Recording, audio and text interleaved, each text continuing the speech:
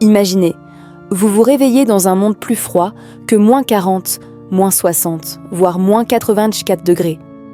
Il n'y a que du blanc autour de vous, neige, glace et vent glacial. Alors que la température de votre corps descend en dessous de zéro, un froid intense emplit vos poumons à chaque pas. Devant vos yeux, une couche de neige frissonnante et un monde gelé s'étendra au loin. La chair de poule. Mais avec une différence, c'est un endroit où la survie et la résilience sont mises à l'épreuve. Survivre un jour sur cette terre relève du miracle. Mais comment survivre dans un froid aussi extrême ? Les Esquimaux, qui vivent dans les régions les plus froides du monde, nous montrent la réponse à cette question.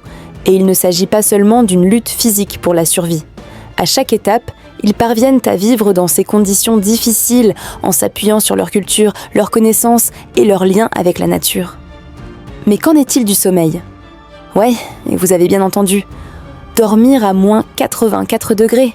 Quel esprit, quel corps peut oser dormir dans un tel froid ? C'est là que vit un peuple qui dort dans des igloos de neige, transformant chaque moment passé dans le froid en art de la survie. Entourés de neige, poussés par le vent, non seulement ils survivent, mais ils dorment en paix. Mais comment ? Comment les Esquimaux font-ils pour rester au chaud alors que le froid peut entraîner la mort à tout moment ? Comment peuvent-ils passer une nuit dans des conditions aussi difficiles, même en luttant contre le froid ? Quel est ce monde ? Combien de temps une personne peut-elle supporter un tel froid ? Dans cette vidéo, nous allons découvrir les secrets de survie de ce peuple du froid glacial. Comment les Esquimaux dorment-ils dans ce monde froid où chaque instant est un danger mortel ? Découvrons les secrets de ce peuple courageux qui survit aux conditions les plus rudes du monde, grâce à son endurance face à des températures de moins 84 degrés. Repousser les limites de la survie, combattre le froid, défier les lois de la nature. Entrons dans une lutte pour la vie dans ce froid incroyable.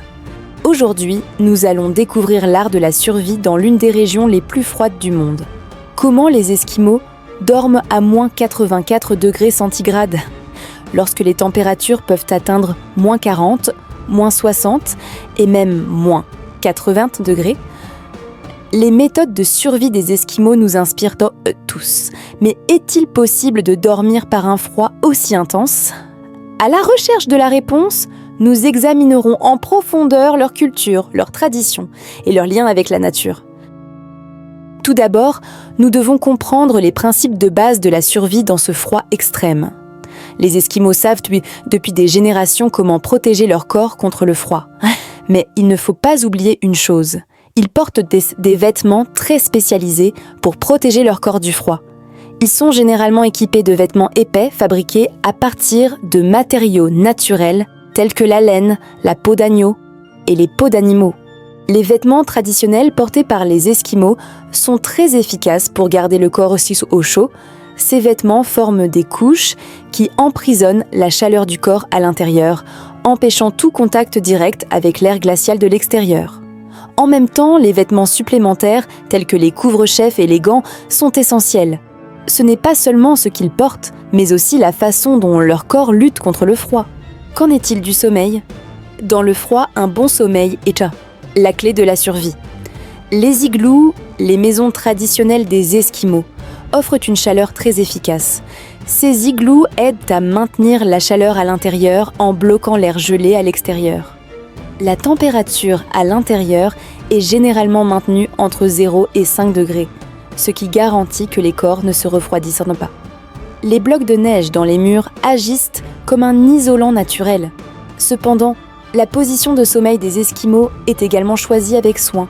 Une autre technique importante utilisée par les Esquimaux pour dormir consiste à augmenter la température de leur corps avant de s'endormir. Les repas chauds, les boissons et les petits mouvements les aident à augmenter leur température corporelle avant de s'endormir. Ils utilisent dans Topsipan Celesde du duvet fait de fourrure épaisse pour dormir. Et l'endroit où ils dorment est généralement au niveau du sol, ce qui permet de conserver l'air chaud à l'intérieur. Bien entendu, la préparation physique ne suffit pas. Les Esquimaux doivent également se préparer mentalement à dormir dans des conditions climatiques froides. les connaissances traditionnelles jouent un rôle important dans le processus d'adaptation à la nature et dans l'apprentissage de la survie dans des conditions difficiles. Cette transmission de connaissances a permis à cette communauté de faire face au froid pendant des siècles. D'un point de vue scientifique, les effets du sommeil dans le froid sur le corps sont assez complexes. Le froid accélère le métabolisme, stabilise la température corporelle et peut également affecter les cycles de sommeil. Cependant, les stratégies biologiques et culturelles que les Esquimaux ont développées pour s'adapter à ces conditions environnementales les maintiennent en vie dans ces conditions extrêmes. Un autre facteur important est la structure sociale des Esquimaux.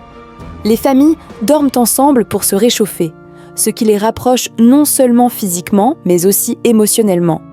On sait également que certains Esquimaux partent chasser la nuit, mais pour la plupart d'entre eux, passer la nuit dans l'igloo de neige, passer du temps ensemble, est l'un des moyens de rester au chaud et de survivre.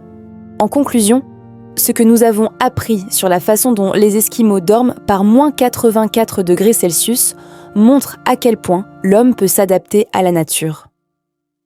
Grâce à leurs connaissances traditionnelles, à une préparation adéquate et à la solidarité sociale, faire face au froid est plus qu'une simple stratégie de survie pour eux. Cela nous rappelle le pouvoir d'adaptation et un respect plus profond de la nature. Désormais, lorsque nous saurons à quel point il est difficile de dormir dans le froid glacial, la persévérance et les connaissances de ces personnes courageuses qui peuvent survivre dans ce froid nous paraîtront bien plus précieuses.